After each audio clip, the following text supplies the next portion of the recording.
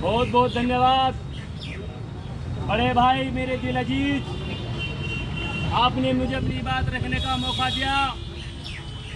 सर्वप्रथम करुणा के सागर, विश्व रत्न, विश्व विख्यात, इस देश के प्रथम कानून मंत्री, महिलाओं को आजादी का जीवन देने वाले परम पूज्य बाबा साहब जी के चरणों में श्रद्धा के सुमन अर्पित करते हुए और आज इस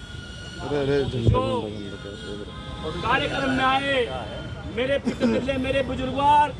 मेरे नौजवान साथी और हमारी मातृ शक्ति के रूप में खड़ी हमारी माताएं बहनें, मेरा सभी को क्रांतिकारी जय भीम, जय वाल्मीकि, नमो बुद्धाय। साथियों, आपने देखा होगा कि जब भीम आर्मी का उदय हुआ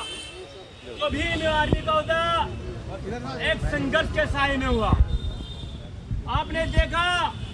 कि जब भीम आर्मी के चीफ आज चंद्रशेखर आजाद जी को जेल में घेरने का काम यहाँ के मनुवादी सरकार ने किया तो भाई यहाँ के बहुजन समाज के लोग सड़कों पर आ गए। वो इसलिए आ गए क्योंकि उन्हें पता है कि इस भारत देश के अंदर बहुजन समाज के हक अधिकारों की अगर कोई आवाज को उठाता है तो केवल भीम आर्मी के चीफ बड़े भाई चंद्रशेखर आजाद जी हैं, कोई नहीं है। आपने देखा होगा, चाहे वो हाथरस की घटना ले लीजिए, चाहे वो शिवपुरम की घटना ले लीजिए, चाहे वो बुलंदशहर की घटनाएं ले लीजिए, तमाम भारत देश के अंदर जितनी भी, और अभी अलीगढ़ में घटना घटित है वहाँ की ले लीजिए, और चाहे आकाशपाल की घटना को ले लीजिए रिठानी के अंदर, उन घटनाओं को तमाम बड़े मजबूत तरीके से अगर उठाने का काम किया है तो चंद्रशेखर आजाद, भीम आर्मी आजाद समाज पार्टी के लोगों ने किया है। साथ मैं एक बात बताना चाहता हूँ, क्योंकि लीडर बार बार पैदा नहीं होता,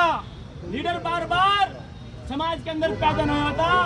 अगर आज चंद्रशेखर आजाद जी हमारे हक अधिकारों की आवाज को निरंतर उठा रहे हैं तो उनके संघर्ष को हमें सलाम करना चाहिए, उनके संघर्ष को हमें स्वीकार लेना चाहिए, क्योंकि ऐसा नेता हमारे समाज में निरंतर संघर्ष हमारे हक अधिकारों के लिए कर रहा है तो हम लोगों को ऐसे व्यक्ति को नेता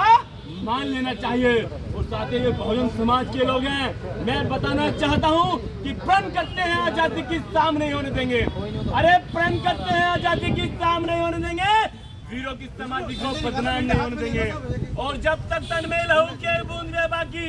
अरे जब तक तन में लहू की एक बूंद में बाकी, बाबा साहब के आंचल को नीलाम नहीं होने देंगे, बाबा साहब के आंचल को नीलाम नहीं होने देंगे। और भाई हम आपको बताना चाहते हैं कि समाज में जिस प्रकार से अत्याचार हो रहा है, भीम आर्मी आजाद समाज पार्टी निरंतर इस लड़ाई को लड़ने का काम कर रही है। हम अपनी माता बहनों से बताना चाहते हैं कि घबराने की आवश्यकता नहीं। जिस संगठन के साथ आप खड़े हो, जिस पार्टी के साथ आप खड़े हो,